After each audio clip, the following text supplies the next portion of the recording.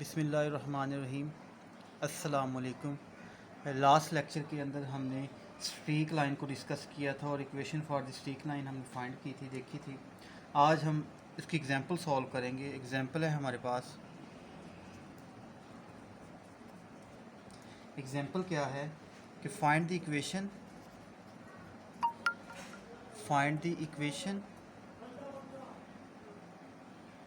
Of the streak line find the equation of the streak line at any time for the following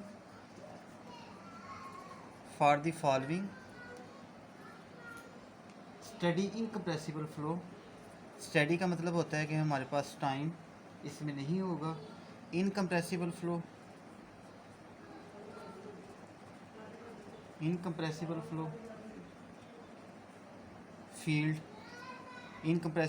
field हमारे पास u is equal to given है kx और v is equal to given है minus ky और k इसमें है constant.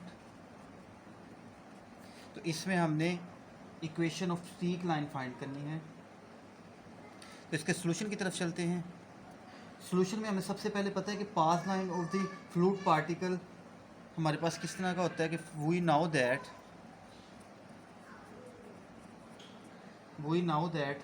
The path of the fluid particle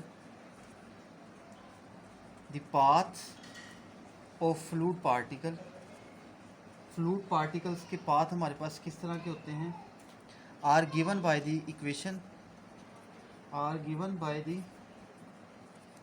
equation path lines की equation हमारे पास क्या होती है, वो होती है dx over dt is equal to u, dy over dt is equal to v। बच्चों क्वेश्चन ये था कि हमने इक्वेशन ऑफ स्ट्रीक लाइन निकालनी है। तो कोई भी इक्वेशन ऑफ स्ट्रीक लाइन में आपके पास वेलोसिटी फील्ड u भी दिया हो तो उसमें सबसे पहले उसका पाथ फाइंड करना है। पाथ फाइंड करने के लिए हम इस तरह से पाथ फाइंड करते हैं कि dx ओवर t को u के इक्वल लेते हैं और dy ओवर d को v के इक्वल लेते हैं। फिर इसमें u और v की वैल्यू पुट कर देते हैं। dx ओवर dt, u की वैल्यू आपके पास क्या है kx, dy over dt, v की वैल्यू आपके पास माइनस ky। फिर हम क्या करते हैं, फिर इसमें हम इसको अलग अलग इस तरह से सॉल्व करते हैं जैसा कि आपके पास x इधर आ जाएगा। दिस इम्प्लाइज इसको हम लिख सकते हैं 1 ओवर x dx और यहाँ पे k dt। इसी तरह से यहाँ पे आप लिख सकते हो 1 over y dy is equal to minus k dt। इन दोनों को अलग अलग सॉल्व करेंगे। सबसे पहले हम path of the fluid particle में ये इक्वेशंस लेंगे, उसमें u और v पुट कर देंगे। फिर हम क्या करेंगे, इसको सॉल्व करेंगे t के लिए अलग, x के लिए अलग, t के लिए अलग, y के लिए अलग। इसको अलग सॉल्व करेंगे तो हमारे पास आ जाएगा, हमारे पास इक्वेशन है ये। तो इसको हम इंटीग्रेट करेंगे, इंटीग्रेटिंग ऑन बोथ साइड। तो दिस इम्प्लाइज ये हमारे पास जब इंटीग्रेट करेंगे, इंटीग्रेटिंग ऑन बोथ साइड, जब इंटीग्रेट करेंगे तो यहाँ पे क्या आ जाएगा, नेचर लॉग x के t की इंटीग्रेशन क्या होगी t और साथ में कांस्टेंट आ जाएगा c1। यहाँ पे c1 हम कांस्टेंट ले लेंगे जो कि हम नेचर लॉग c1 की फॉर्म में ले लेते हैं। दूसरे की इंटीग्रेशन करेंगे तो हमारे पास आ जाएगा nature log of y minus K T plus यहाँ पे भी हम नेचर लॉग c2 ले लेते हैं। लाजमी ने नेचर लॉग लेना, कांस्टेंट कोई भी ले सकते हैं क्योंकि यहाँ पे नेचर लॉग था इसलिए मैंने c1 c2 टाइप का ले लिया। अब यहाँ पे क्या होगा, ये आपके पास नेचर लॉग c1 उस तरफ चला जाएगा तो ये हमारे पास आ जाएगा nature log of x minus nature log of c1 is equal to K T. Minus में हमारे पास नेचर लॉग डिवाइड होते हैं तो ये nature log x divided by c1 आ जाएगा is equal to K T. अब आप याद रखें कि लॉग ख़त्म करना हो तो लॉग की प्रॉपर्टी है कि नीचे लॉग की बेस बेसिकली e होती है। तो नीचे लॉग जब दूसरी तरफ जाता है तो x over c1 is equal to ये e बन जाएगा, e की पावर kt बन जाएगी। e की पावर क्या आ जाएगी हमारे पास kt। तो नीचे लॉग को दूसरी तरफ लेके जाएंगे e, तो x यहाँ से निकालेंगे तो आपके पास C1 डिवाइड हो रहा है, इधर आके मल्टीप्लाई हो जाएगा, तो C1 KT आपके पास x की वैल्यू आ जाएगी। इसी तरह ही हम y के लिए सॉल्व करते हैं बच्चों। y के लिए हम सॉल्व करेंगे तो आपके पास नेचर लॉग ऑफ y, ये प्लस का C2 इधर आके क्या हो जाएगा, माइनस का nature log of C2 minus KT। इसी तरह माइनस हो रहा है तो नेचर लॉग में डिवाइड होता है y over C2 is equal to minus KT। Nature log को इधर लेके आएंगे तो हमारे पास क्या आ जाएगा, e आ जाएगा, e की पावर क्या आ जाएगी, माइनस KT। तो C2 डिवाइड हो रहा है, इधर आके क्या हो जाएगा, मल्टीप्लाई, तो माइनस KT C2 के साथ y की वैल्यू आ जाएगी। तो आपने बच्चों देखा कि हमारे पास हमने इक्वेशन सॉल्व की है x, y और t के लिए अलग अलग, तो हमारे पास दो आंसर आ गए हैं, एक x के लिहाज से आ गया है, एक y के लिहाज से आ गया है। अब हम बेसिकली इन दोनों में से C1 और C2 की वैल्यू फाइंड करना चाहते हैं, ये मैं लिख भी देता हूँ। अब हमारे पास जो x y1 आ गया है, इसको हम इक्वेशन का नाम दे देते हैं, इसको इक्वेशन 1 कह देते हैं, इसको इक्वेशन 2 कह देते हैं। जब आप इसको इंडिविजुअली तौर पे सॉल्व करेंगे तो सॉल्व करने के बाद हम टू फाइंड, मैं लिख देता हूँ यहाँ पे, to find the values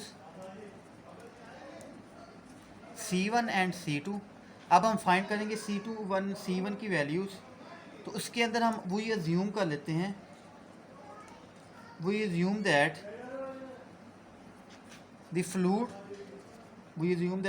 particle passes through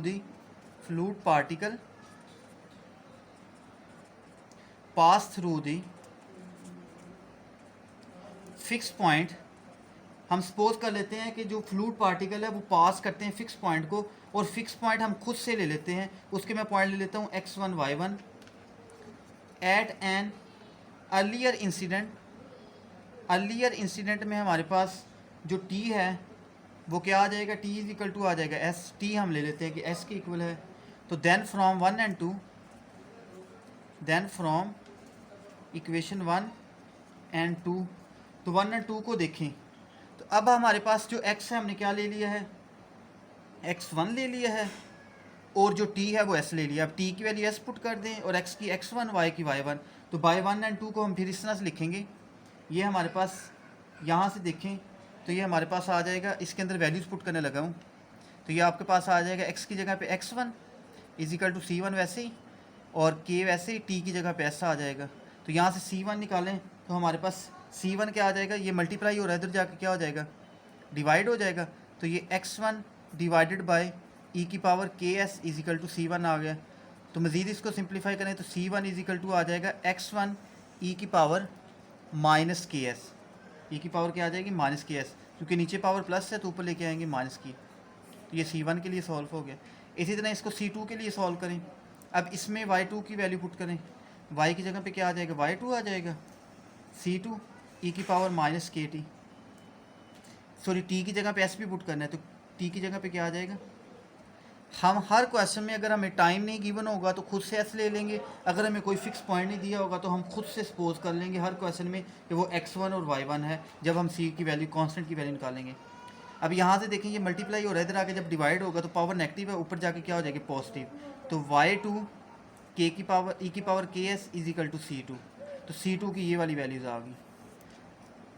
तो हमने वो जो इक्वेशन 1 और 2 गिवन थी उसमें x की जगह पे x1, y की जगह पे y1 और t की जगह पे s पुट किए, यहाँ पे e की पावर ks, t की जगह पे हमने s लिया है, सेक जो टाइम है वो s लिया है हमने, s से नोट किया है। तो आपके पास C1 और C2 की वैल्यूज़ आ गई। अब क्या करें, ये C1 और C2 उठा के इक्वेशन 1 और 2 में पुट कर दें, put C1 and C2 in equation 1 and 2 respectively,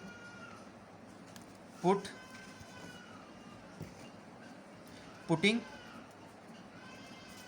C1 and C2 in equation 1 and 2। तो इक्वेशन 1 बेसिकली हमारे पास क्या थी, x इज इक्वल टू था C1 e की पावर KT। तो C1 की वैल्यू बच्चों क्या निकली हमारे पास, C1 हमारा प्रीवियस पेज में हमने देखा था, C1 हमारे पास निकला था, ये आपके पास नज़र आ रहा है, C1 हमारे पास है x1 e की power minus ks, x1 e की पावर माइनस ks, और साथ में e की पावर KT भी है।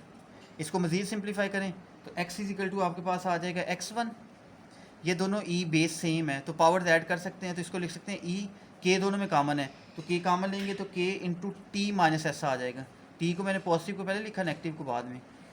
इसी तरह इक्वेशन 2 को सॉल्व करें। इक्वेशन 2 हमारे पास क्या थी, y is equal to C2 e की पावर माइनस के टी। तो C2 की वैल्यू जो निकली यहाँ पे पुट कर दें। C2 आपके पास क्या निकला है, y2 e की पावर, सॉरी y2 नहीं y1 था, यहाँ पे हमने y की जगह y1 पुट करना था। ये y2 की जगह y1 कर लें क्योंकि हमने y1 पुट किया है।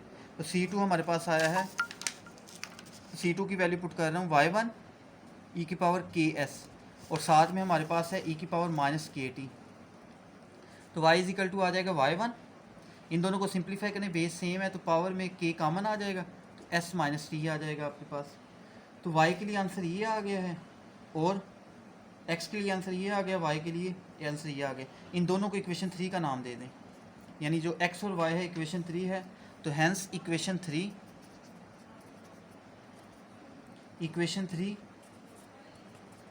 Gives the parametric equation. तो ये हमारे पास पैरामीट्रिक इक्वेशंस हैं of the streak line at any time t which passed through the point जो कि हमने लिया था x1 और y1। तो t, अब आप अगर इसको सिंप्लीफाई करें, आप t और s को एलिमिनेट करें, तो पीछे हमने एग्जांपल जो की हुई थी स्ट्रीक लाइन से पहले हमने x और u और v के लिए हमने एक एग्जांपल मैंने आपको दी थी जो खुद करना था, उसमें इसका आंसर आता है। तो उसी तरह से इसका आंसर आ जाएगा। फाइंड करते हैं इन जो इक्वेशन 3 आई है इसके अंदर हमारे पास कार्टेशियन फॉर्म किस तरह की आएगी। अब हम फाइंड करते हैं to find the equation of the streak line in Cartesian form। अब हम कार्टेशियन फॉर्म में फाइंड करते हैं। तो कार्टेशियन फॉर्म में लेके आने के लिए यहाँ से जो आपका t और s को एलिमिनेट करना होगा, यहाँ पे मैं लिख भी देता हूँ कि we eliminate t and s between the equation 3। जो हमारे पास इक्वेशन 3 है, बिटवीन द इक्वेशन 3 में से अगर t और s को एलिमिनेट आप कर दें बच्चों, तो हमारे पास वो कार्टेशियन फॉर्म में आ जाएगी। तो एलिमिनेट करने के लिए मैं क्या कर रहा हूँ, इक्वेशन 3 को यानी x और y को आपस में मल्टीप्लाई कर रहा हूँ। इक्वेशन 3 को x और y को मल्टीप्लाई कर रहा हूँ। तो देखो x को y से मल्टीप्लाई करेंगे तो आपके पास लेफ्ट साइड को मल्टीप्लाई करूँगा तो xy आ जाएगा, राइट साइड को मल्टीप्लाई करूँगा तो x1 y1, और साथ में मल्टीप्लिकेशन होगी e की power k t minus s और e की power k s minus T. तो जब बच्चों इसको देखिए सिंप्लीफाई करेंगे आप, तो ये आपके पास x1 y1, e base same है तो पावर से इकट्ठी करने लगा हूँ, तो ये क्या है के टी माइनस के एस। इस तरह इसको मल्टीप्लाई करें के एस माइनस के टी, तो के टी से कट गया, के एस से कट गया, तो e की पावर क्या आ गया 0। तो e की पावर 0 क्या होता है 1, तो आपके पास रिजल्ट आ गया x y is equal to आ गया x1 y1। तो हमारे पास x y is equal to क्या आ गया x1 y1, और x1 तो y1 हमने पॉइंट लिए थे जो पासिस थ्रू दी पॉइंट थे हमारे पास एनी टाइम t के लिए। अगर मैं इसको कांस्टेंट ले लूँ, यानी इस पॉइंट्स को मैं अगर देखें ना पॉइंट है, जब पॉइंट को मल्टीप्लिकेशन करेंगे तो हमारे पास कांस्टेंट आएगा। ये एक्स वाई कांस्टेंट नहीं है, ये x1 y1 आपके पास पॉइंट थे। तो जब आप पॉइंट्स को लेट कर लेंगे कांस्टेंट है, तो दिस इम्प्लाइज आपके पास x y is equal to क्या आ जाएगा c। तो आपके पास जो straight line in Cartesian system के अंदर x y is equal to c आ जाएगा। तो जो लास्ट मैंने इसी से रिलेटेड आपको क्वेश्चन दिए थे, अगर आपको इस क्वेश्चन का याद हो तो मैंने ये क्वेश्चन आपको खुद करने के लिए दिए थे कि इसमें आपने स्ट्रीम लाइन भी फाइंड करनी है और स्ट्रीम लाइन भी पास फाइंड करनी है और पाथ लाइन भी। तो अगर आप इस क्वेश्चन को स्ट्रीम लाइन के अंदर देखें तो स्ट्रीम लाइन के अंदर भी इस क्वेश्चन का जो आंसर है वो यही आता है जो यहाँ पे आया है x y is equal to c. और इसी तरह अगर इस क्वेश्चन को आप पाथ लाइन के अंदर देखें तो पाथ लाइन के अंदर मैंने ये क्वेश्चन करवाया था, उसका आंसर भी यही आया था। तो अगर इसके अंदर देखें तो इसके अंदर भी हमारे पास स्ट्रीक लाइन के अंदर भी आंसर सेम आया। तो तीनों मेथड से हमारे पास आंसर सेम आता है, सेम एग्जांपल का। तो एग्जांपल को मैं फिर एक दफ़ा रिवाइज़ करवा देता हूँ, मुश्किल नहीं है, बहुत आसान है। इसमें बेसिकली करना क्या है, हमें u भी दिया होगा, हमने ये फार्मूला यूज़ करना है। ये फार्मूला स्ट्रीक लाइन फाइंड करने के लिए होगा। ये फार्मूला यूज़ करते हुए हम t और x को अलग अलग कर लेंगे। जब t और x हमारे अलग अलग हो जाएंगे बच्चों, तो यहाँ से सिंपल इंटीग्रेशन करेंगे तो x और y की वैल्यू आ जाएगी। अब बेसिकली इसमें पॉइंट और t टाइम नहीं गिवन था। वैसे क्वेश्चन में आपको मैं पॉइंट और टाइम गिवन दूंगा। जब आपके पास यहाँ पे पॉइंट की कोई वैल्यू गिवन होगी, टाइम गिवन होगा, तो यहाँ से C1 C2 आपका इजी एक कांस्टेंट निकलेगा। आप चेक करना आपके पास कोई कांस्टेंट वैल्यूज़ आएंगी, क्योंकि यहाँ पे हमारे पास पॉइंट इस तरह का था और t इस तरह का था। ये जनरल के लिए मैंने किया है, अदरवाइज एग्जांपल के अंदर x1 y1 की मैं वैल्यू गिवन होगी और t टाइम की वैल्यू भी गिवन होगी। वो यहाँ पे पुट करेंगे, कांस्टेंट आ जाएंगे। जब आपके पास कांस्टेंट आ जाएंगे वो यहाँ पे पुट करेंगे तो सिंपल आपके पास ये आंसर आ जाएगा। ये बेसिकली आंसर आ गया था। लेकिन अब इसके अंदर मैं ये पैरामीट्रिक इक्वेशन थी, इसको मैं लेके जाना चाह रहा था कार्टेशियन फॉर्म में। कार्टेशियन फॉर्म में इसलिए लेके जाना चाह रहा था, आपको दिखाना चाह रहा था कि इस एग्जाम्पल का आंसर सेम उसी तरह ही आता है जैसे कि आपके पास पाथ लाइन का और स्ट्रीम लाइन का आता है। अब नेक्स्ट इसकी क्वेश्चन की तरफ चलते हैं। एक क्वेश्चन मैं आपको दे रहा हूँ, आपने खुद करना है, इसी से रिलेटेड है। अगर कोई भी प्रॉब्लम हो तो आप डिस्कस कर सकते हैं।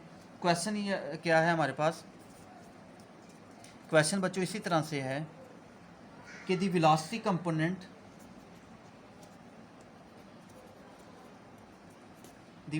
कंपोनेंट्स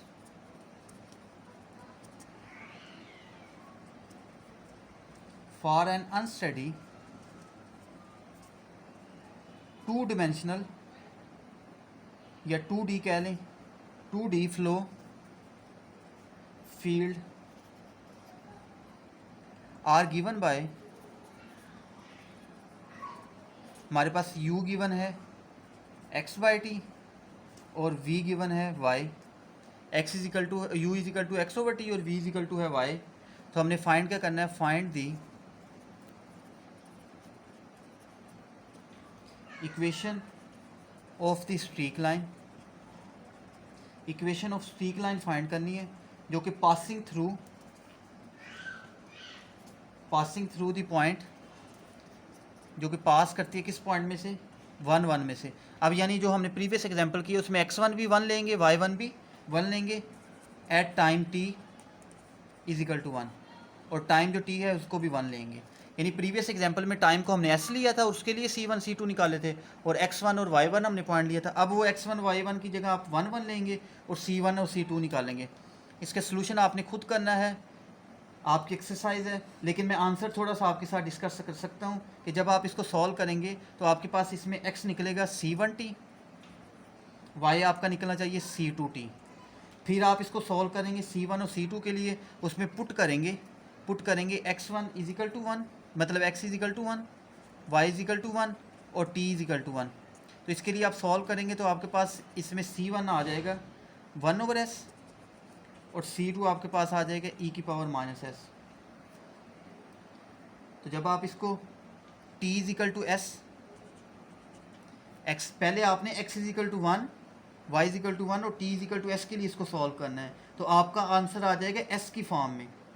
फिर आप C1 और C2 की वैल्यू यहाँ पे पुट करें इस इक्वेशन में, इसको इक्वेशन 1 का नाम दे रहा हूँ। जब आप C1 C2 इसमें पुट कर देंगे, यानी put C1 and C2 in equation 1, अभी t को आपने s रखना है, 1 कब पुट करना है वो मैं बताऊंगा कि 1 कब पुट करना है। अभी s के लिए पुट करें तो आपके पास x क्या आ जाएगा, t/s, और y क्या आ जाएगा आपके पास e⁻t, पहले ही था, ये e⁻t आ जाएगी, C2 e⁻t होगा, e⁻t पहले था, e⁻⁻s, तो e⁻t⁻s आ जाएगा आपके पास। तो ये x और y का आंसर आ जाएगा।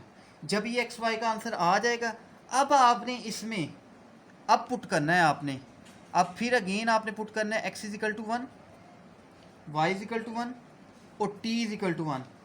अब आपने इसमें x भी 1 पुट करना है और t भी 1 पुट करना है। जब आप x और t 1 पुट कर लेंगे तो आपके पास x और y के लिहाज से इक्वेशन इस तरह से आएंगी, यानी 1 1 तो हमने पहले पुट कर लिया था, देखें अब सिर्फ t 1 पुट करना है।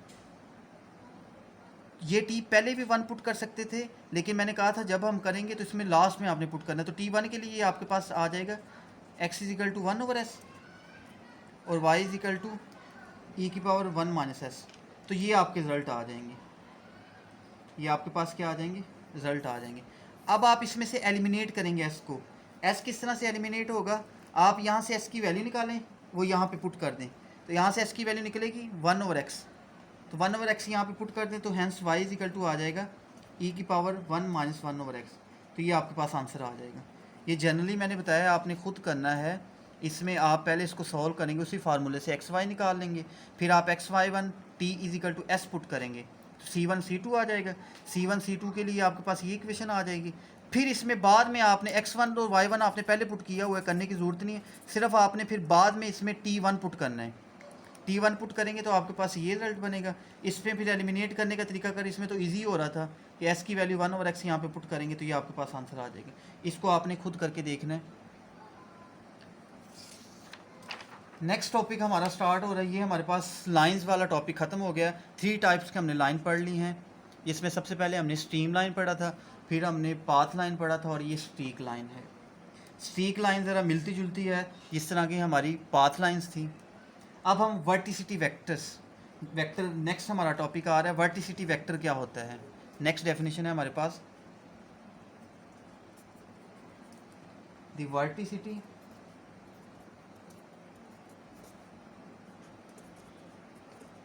वेक्टर। बच्चों वर्टिसिटी वेक्टर क्या होता है, अगर आपने वेक्टर का चैप्टर पढ़ा होगा तो उसी के अंदर हम वेक्टर एनालिसिस के अंदर पढ़ते हैं वर्टिसिटी वेक्टर। तो फ्लूइड के अंदर यूज़ होता है बहुत ज़्यादा वर्टिसिटी वेक्टर, तो यहाँ पे भी हम इसको देखते हैं। द वर्टिसिटी वेक्टर को हम रोटेशनल वेक्टर भी कहते हैं। मैं लिखता हूँ द वर्टिसिटी वेक्टर, द वर्टिसिटी वेक्टर। इसका दूसरा नाम हम यूज़ करते हैं, मोस्टली बुक्स में लिखा हुआ है रोटेशनल वेक्टर, रोटेशन वेक्टर, जो वेक्टर रोटेट करता है तो उसके नाम से है रोटेशन वेक्टर। तो रोटेशन वेक्टर जिसको हम डिनोट करेंगे बच्चों, डिनोटेड बाय, जिस तरह हम एस लिखते हैं ना, तो उसी तरह से लिखा जाएगा जिस तरह से हम एस को लिखते हैं, लेकिन ये इस तरह से होगा। एस के लिए ये वर्टिसिटी वेक्टर, यानी एस के लिए हम एस ऐसे लिखते हैं, तो इसमें एस के नीचे जो थोड़ा सा हम गुलाई में लेके जाएंगे तो ये वर्टिसिटी वेक्टर का साइन है। Is defined by, is defined as vorticity vector, ऊपर वेक्टर का साइन, इज इक्वल टू होगा डेल क्रॉस वी। तो ये हमारे पास डेल क्रॉस वी होता है। अगर आपको याद हो रोटेशन को चेक करने के लिए भी हम डेल क्रॉस वी ही चेक करते हैं, तो इसको इक्वेशन 1 का नाम दे दें। इसमें वी क्या है बच्चों, वेयर वी आपके पास वेलोसिटी वेक्टर है, V is the velocity vector, V आपके पास वेलोसिटी वेक्टर है ऑफ द फ्लूइड। किसी भी फ्लूइड का हमारे पास वी क्या होगा, वेलोसिटी वेक्टर होगा। इन कार्टेशियन कोऑर्डिनेट, कार्टेशियन कोऑर्डिनेट के अंदर हम देखते हैं, इन Cartesian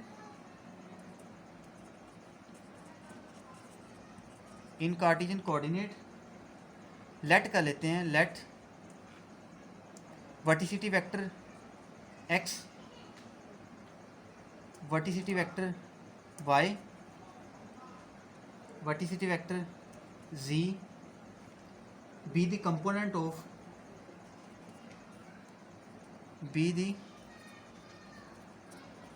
components of vorticity vector general के लिए,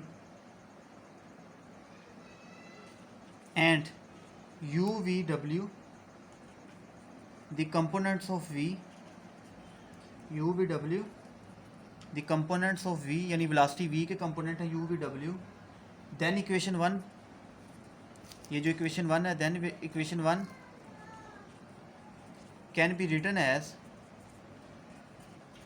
तो इक्वेशन 1 को फिर किस तरह से लिखेंगे, देखिए बच्चों वर्टिसिटी वेक्टर को हमने कंपोनेंट लिए हैं del X, vorticity vector X, vorticity vector Y और जी के लिहाज से।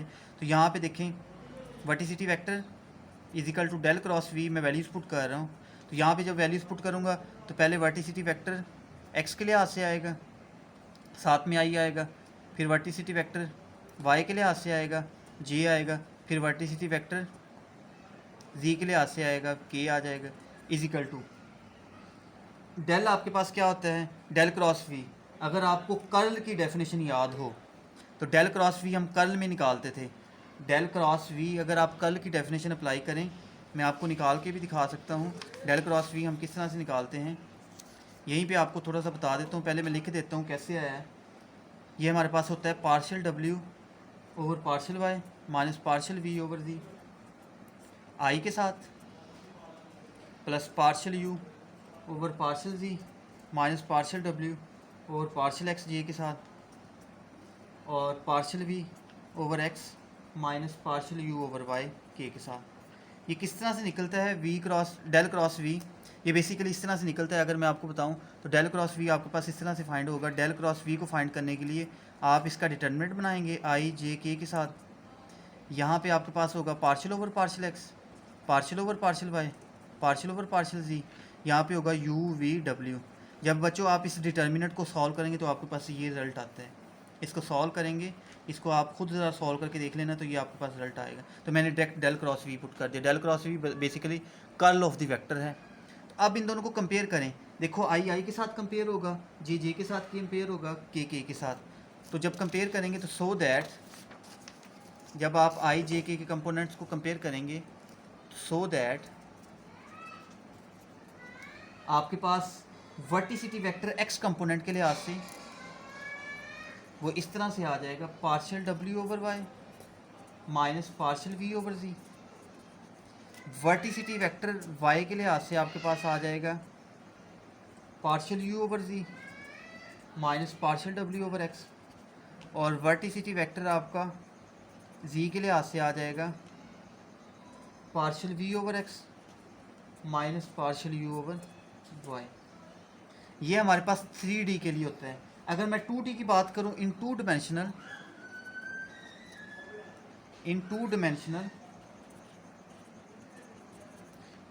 के अंदर the velocity vector is given by the वर्टिसिटी vector is given by, तो फिर 2D के लिए हमारे पास क्या होगा, वर्टिसिटी वेक्टर होगा x के लिए पार्शियल w, x के लिए हमारे पास होगा partial w over y minus partial v over z, और z के लिए या y के लिए कोई भी ले सकते हैं। इनमें से 2D का मतलब है कि आपने दो लेने हैं, तो x और y मैं ले रहा हूँ, y और z भी ले सकते हैं, x और z भी ले सकते हैं। तो पार्शियल v ओवर x लिए तो हमारे पास जब हम वो निकालेंगे कर्ल, तो I J K partial over partial x partial over partial Y, ये ज़ीरो लेंगे तो उसमें तो डब्ल्यू आएंगे नहीं, तो फिर ये नहीं बनेंगे। तो उसके लिए फिर जनरली बनेगा 2D के लिए हमारे पास vorticity vector is given by, इस तरह से होगा। वर्टिसिटी वेक्टर हमारे पास एक ही होगा जो कि होगा partial we over x minus partial you over Y, और वो भी के साथ। देखें ना आप, इसको जब सॉल्व करेंगे डेल क्रॉस वी को, इस चीज़ को देखें तो आई जब छोड़ेंगे तो ये ज़ीरो की वजह से आई भी ज़ीरो जे भी ज़ीरो, सिर्फ के वाला बचेगा। तो ये वी के लिहाज से एक्स आएगा और वाई के लिहाज से यू आएगा। तो वाई के लिए यू के लिहाज से वाई आ गया, वी के लिहाज से एक्स आ गया। तो वर्टिसिटी वेक्टर फिर जनरल हमारे पास ये होगा। तो ये हमारे पास किसके लिए फिर होगा, के हमारा जी को है, तो इसको हम इस तरह से भी लिख सकते हैं, सो दैट वर्टिसिटी वेक्टर जी के लिए आप इसको लिख सकते हैं partial we over x minus partial you over Y. तो ये हमारे पास इस तरह से होगा। अगर के को आप ख़त्म कर दें तो जी की यहाँ पे वैल्यू के लिहाज से इस तरह से आएगा आपके पास।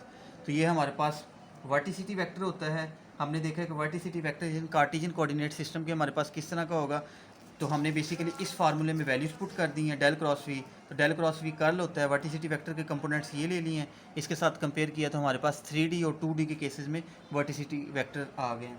नेक्स्ट लेक्चर के अंदर हम देखेंगे कि इसकी एग्जांपल हमारे पास किस तरह से होगी, कि मतलब हमारे पास वेलोसिटी कंपोनेंट दिए हो तो वर्टिसिटी वेक्टर फाइंड करना होगा। तो नेक्स्ट लेक्चर के अंदर हम इसकी एग्जांपल देखेंगे। अल्लाह हाफिज़।